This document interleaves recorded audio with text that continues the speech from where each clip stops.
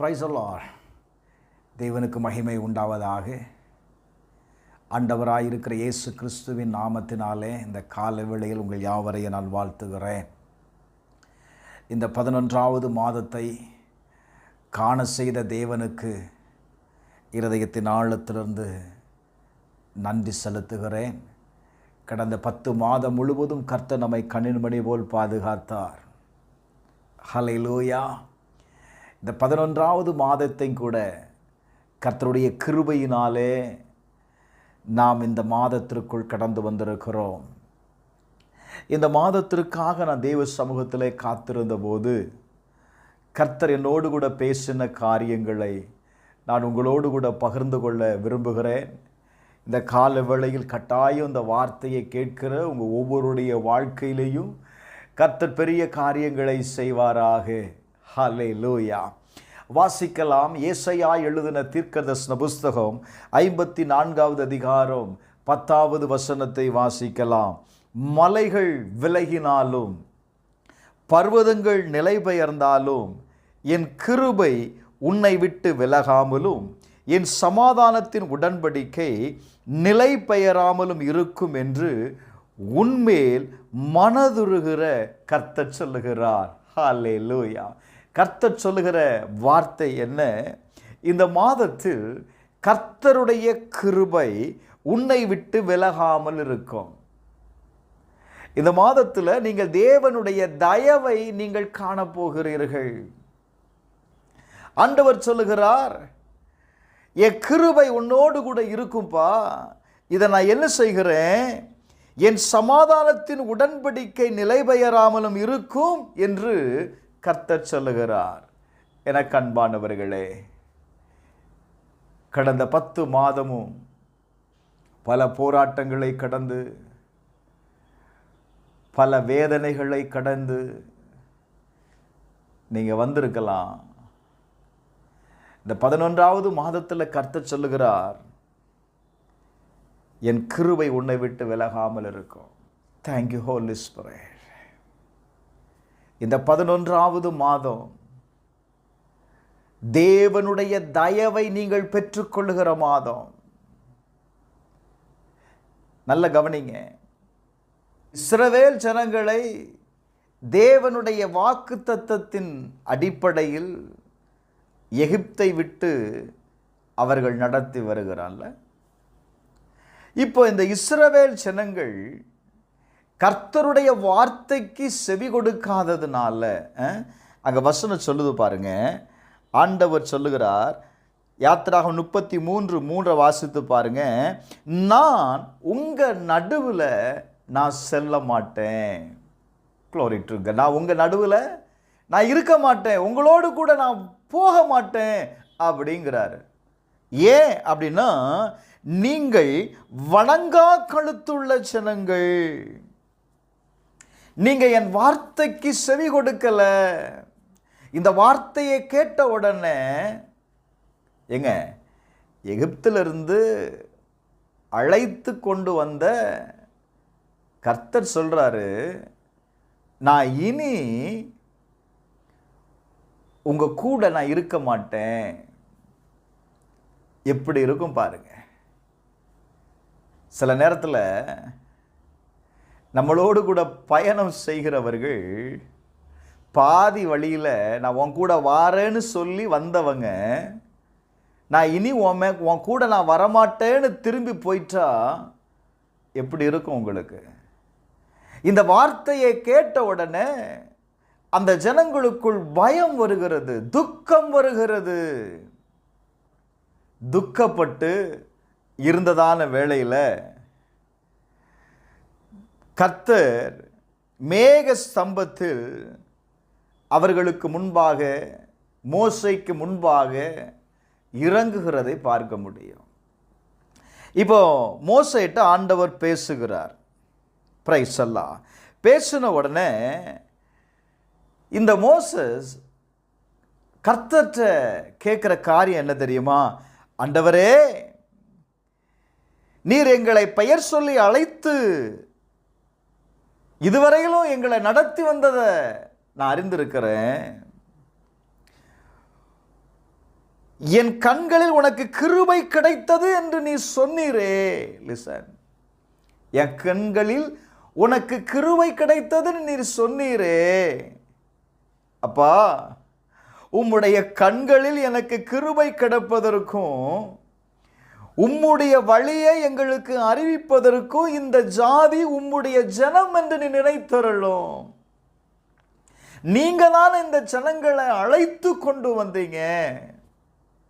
இது உம்முடைய ஜனம்தான ஆண்டவரே. இந்த ஜனத்தை நீங்க நினைத்தருளும் என்றார். அதற்கு அவர் சொல்றாரு, சரி மோசஸ், என் சமூகம் உனக்கு முன்பாக கடந்து செல்லும், நான் உனக்கு இளைப்பாறுதலை தருவேன் என்று ஆண்டவர் மோசேட்ட சொல்றார். Praise the Lord. இப்போ அவன் சொல்றான், ஆண்டவரே, உம்முடைய சமூகம் என்னோடு கூட செல்லாமல் போனா. எல்லாம் முதல்லையே ஆண்டவர் சொல்லிட்டாரு, நான் உங்க கூட நான் என்ன செய்ய மாட்டேன், இருக்க மாட்டேன், நான் உங்களுக்கு முன்பாக செல்ல மாட்டேன்னு ஆண்டவர் சொல்லிட்டாரு. இவர் சொல்றான், ஆண்டவரே, நீங்க எங்களுக்கு முன்பாக, glory to God, என்னோடு கூட செல்லாமல் போனால் எங்களை இவ்விடத்திலிருந்து கொண்டு போகாதிரும் ஆண்டவரே. எங்களை கொண்டு போயிடாதுங்க. நீங்க எங்களுக்கு முன்பாக கடந்து போகலன்னா எங்களால் அந்த பயணத்தில் என்ன செய்ய முடியாது, கடந்து போக முடியாது. அநேக நேரத்தில் நம்முடைய பயணத்தில் கர்த்தர் நமக்கு முன்பாய் கடந்து போகிறாரா? இதை நீங்க நிச்சயித்துக் கொள்ளணும்.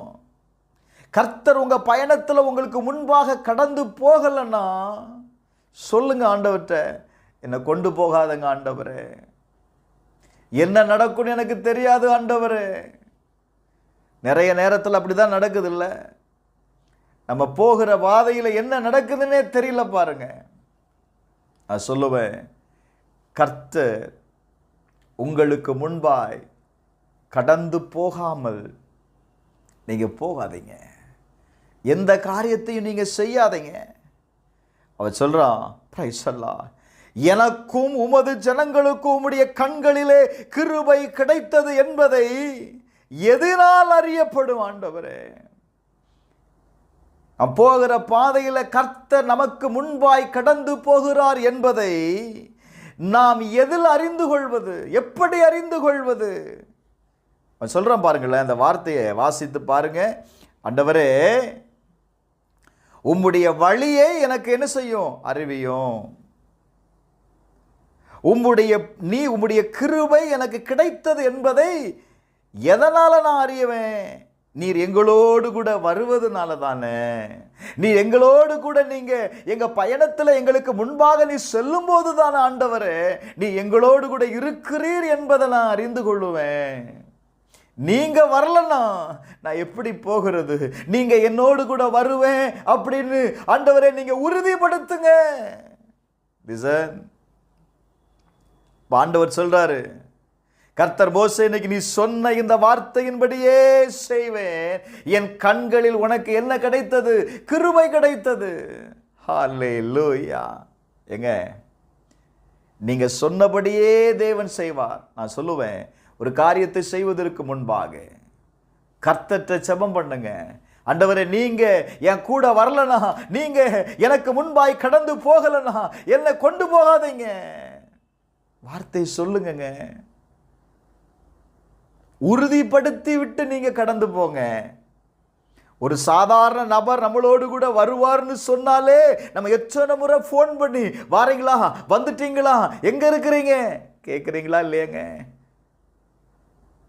உங்க கூட நான் வருவேன்னு சொல்ற ஆண்டவர்கிட்ட நம்ம ஏன் கேட்கறது இல்லைங்கிற?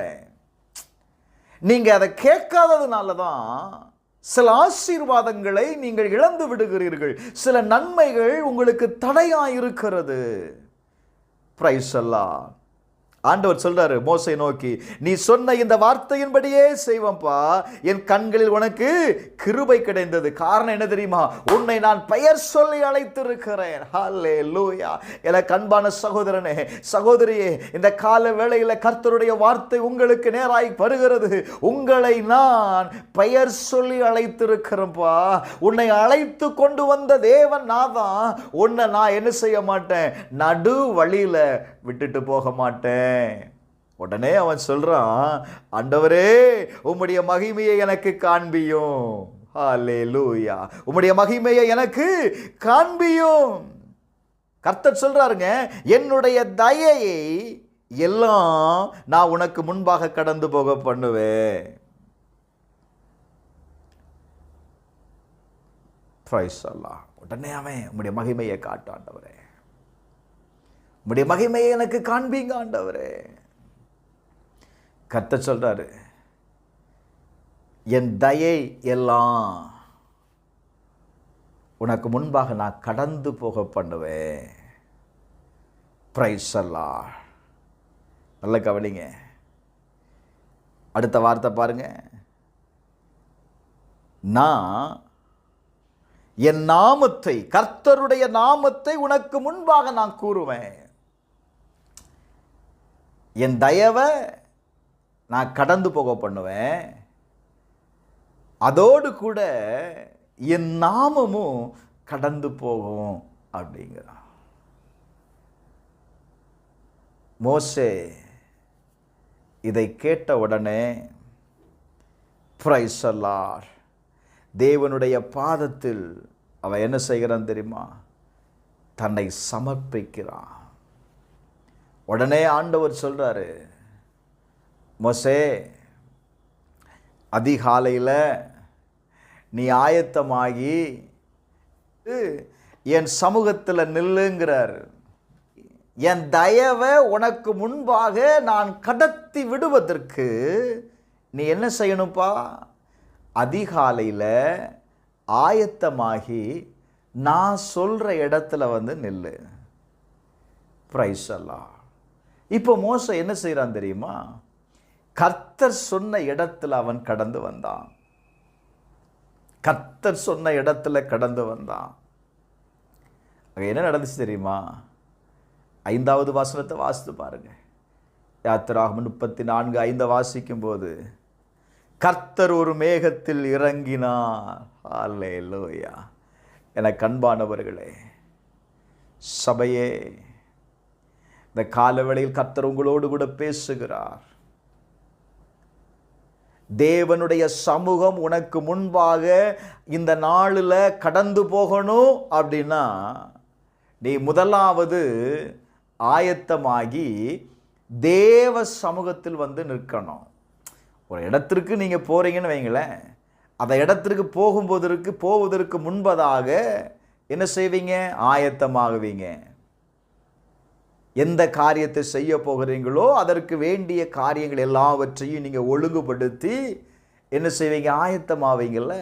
அதே போல் கர்த்தர் சொல்கிறாரு, என் தயவை நீ போகிறதற்கு முன்பாக நான் அதை கடத்தி விடுவதற்கு நீ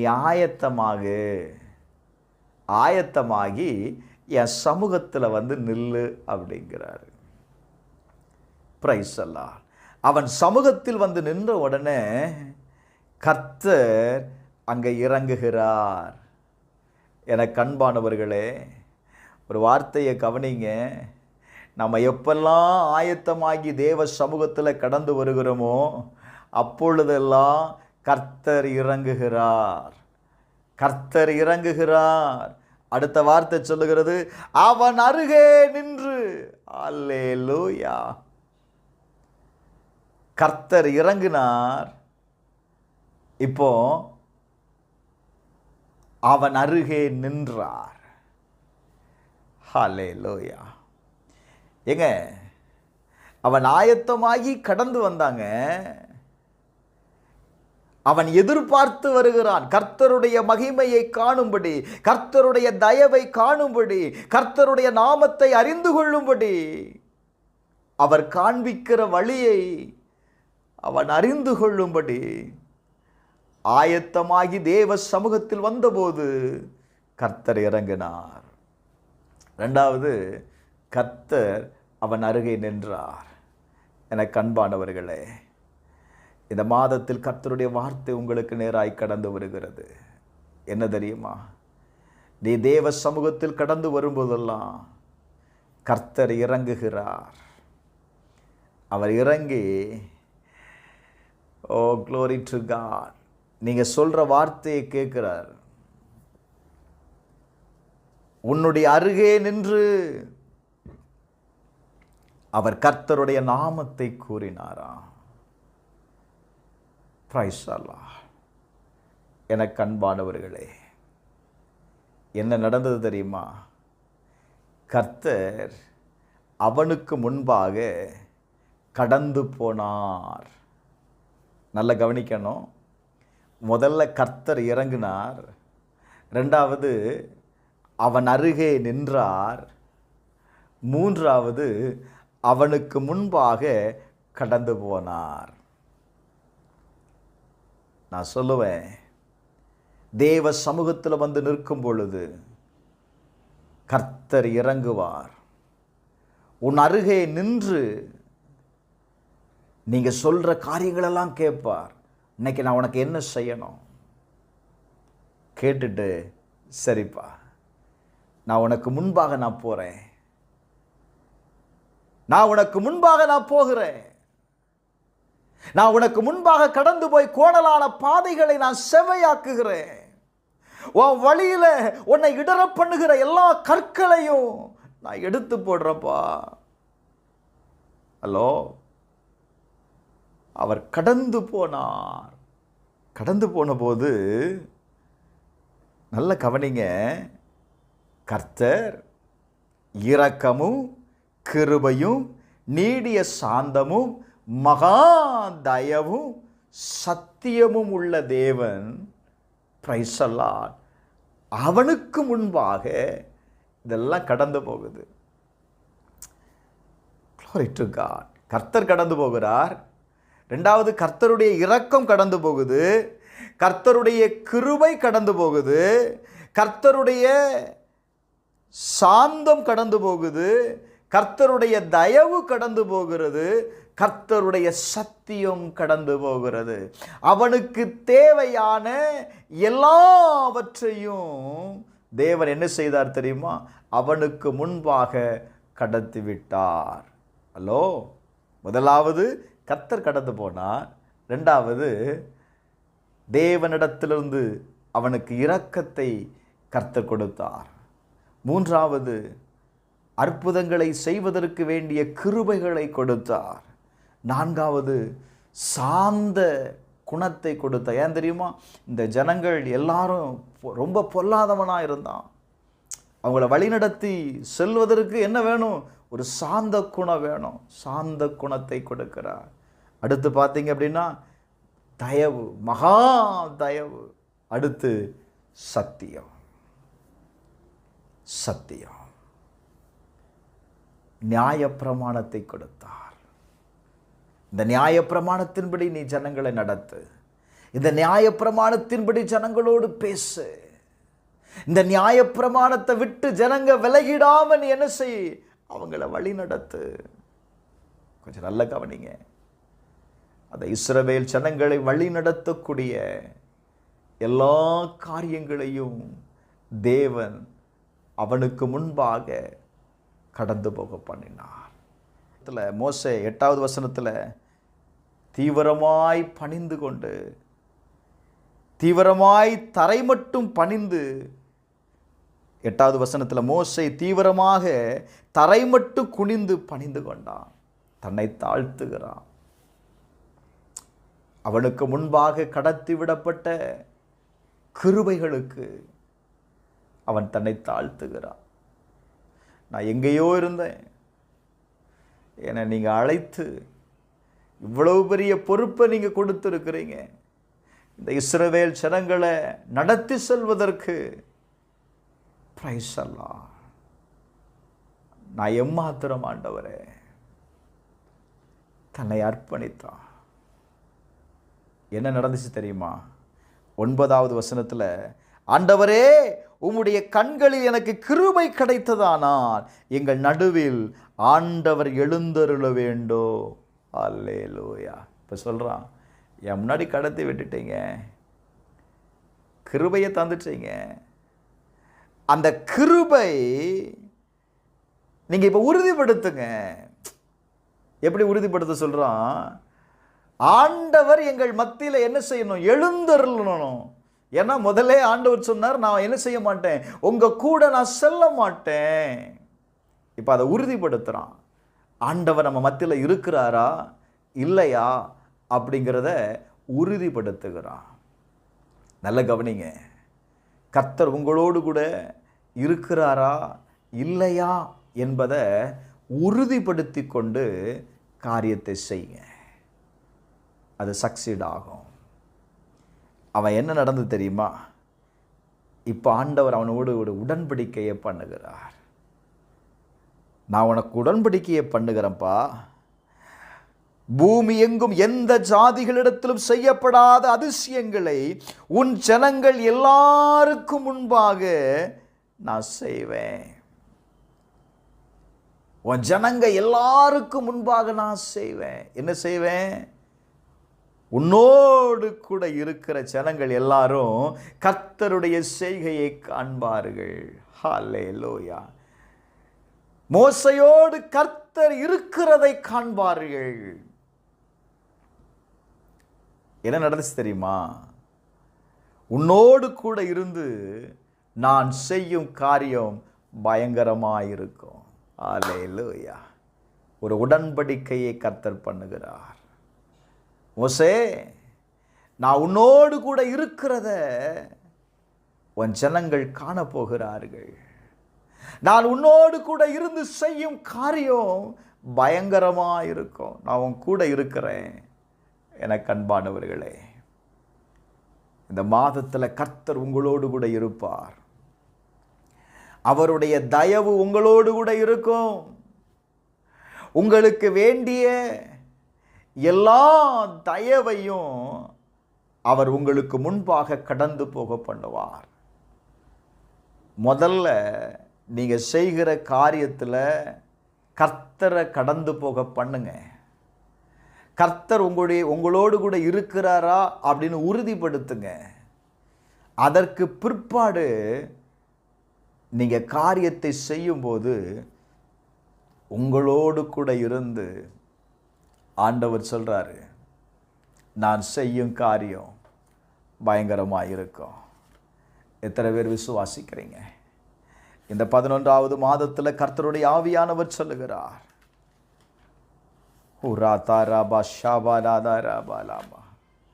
உன்னோடு கூட இருக்கிற ஜனங்கள் காணப்போகிறார்கள். உன்னோடு கூட கர்த்தர் இருக்கிறதை காணப்போகிறார்கள். கர்த்தருடைய தயவு உங்களோடு கூட இருக்கிறதை காணப்போகிறார்கள். மோசே, நான் உன்னோடு கூட இருந்து செய்யும் காரியம் பயங்கரமாக இருக்கும். சுவாசிக்கிறீங்களா? இந்த கால வேளையில் தேவனுடைய சமூகத்தில் பணிந்து கொள்ளுகிற, அர்ப்பணிக்கிற ஒவ்வொருவரோடு கூட கர்த்தர் ஒரு உடன்படிக்கையை பண்ணுகிறார். Praise the Lord. என்ன உடன்படிக்கை தெரியுமா? என் கிருபை உன்னை விட்டு விலகாமலும் என் சமாதானத்தின் உடன்படிக்கை நிலை பெயராமலும் இருக்கும். சமாதானம் உன் குடும்பத்தில் உண்டாயிருக்கும்னு ஆண்டவர் சொல்றாரு. சமாதானம், கடந்த நாட்களில் உன் குடும்பத்தில் சமாதானம் இல்லாததுனால எவ்வளவு கஷ்டங்கள், எவ்வளவு வேதனைகள் இல்லை. ஆண்டவர் சொல்லுகிறார், நான் கொடுக்கும் சமாதானம் உன் எல்லையில் உண்டாயிருக்கும். நான் கொடுக்கிற சமாதானத்தை நீங்கள் காண்பீர்கள். எனக்கு அன்பான சகோதரனே, சகோதரியே, குடும்பத்தின் சமாதானத்திற்காக நீங்கள் செய்யப்பட்ட வேண்டுதல் கேட்கப்படுகிறது. உன் குடும்பத்திற்காக அழுத அழுகையை கர்த்தர் கண்டிருக்கிறார். இன்றைக்கு அவர் தீர்க்கமாக சொல்கிறார், என்ன தெரியுமா? உன் குடும்பத்தில் சமாதானத்தை நான் நிலைநிறுத்துவேன். இது நான் உன்னோடு கூட பண்ணுகிற உடன்படிக்கை. நான் உன்னோடு கூட இருக்கிறேன் என்பதற்கு இது அடையாளம். விசுவாசிக்கிறவர்கள் தேவனுடைய சமூகத்தில் உங்களை அர்ப்பணிங்க. நான் இப்படி சொல்லி முடிக்கிறேன். ஒவ்வொரு நாளும் கர்த்தர் உங்களுக்கு முன்பாய் கடந்து போவதற்கு ஆயத்தமாகி அவருடைய சமூகத்தில் நீங்கள் இருக்கும் பொழுது கர்த்தர் இறங்குவார். கர்த்தர் உன்னோடு கூட பேசுவார். இப்போ சொல்லுவார், நான் உனக்கு முன்பாய் கடந்து போகிறேன். கர்த்தர் உனக்கு முன்பாய் கடந்து போகும்போது உனக்கு வேண்டிய நன்மைகள், உனக்கு வேண்டிய தயவையோ கர்த்தர் கடந்து போக பண்ணுவார். செபிப்போமா? எங்கள் பரலோக பிதாவே, இயேசுவின் நாமத்தில் செபிக்கிறப்பா. ஆண்டவரே, இந்த 11வது மாதத்தை கர்த்தர் நீர் எங்களுக்கு ஆசீர்வதித்து இந்த மாதத்தில் எங்களுக்கு முன்பாக நீர் கடந்து போகிறதற்காக நன்றி அப்பா. எங்கள் ஊழியத்தில், எங்கள் விசுவாசிகளுடைய குடும்பங்களில் ஆண்டவரே, அவங்க செய்கிற எல்லா வேலையிலையும், பிஸ்னஸில் கர்த்தர் முன்பாக கடந்து போங்கப்பா. ஆண்டவரே, கோணலான பாதைகளை செவ்வைப்படுத்துங்க. அவர்களுக்கு வேண்டிய நன்மையை அவர்கள் பெற்றுக்கொள்ள கர்த்தர் உதவி செய்யுங்கப்பா. உம்முடைய மகா தயவை அவங்களுக்கு காண்பிச்சிருக்க ஆண்டவரே. இரக்கத்தை கொடுத்துருங்க, தயவை கொடுத்துருங்க.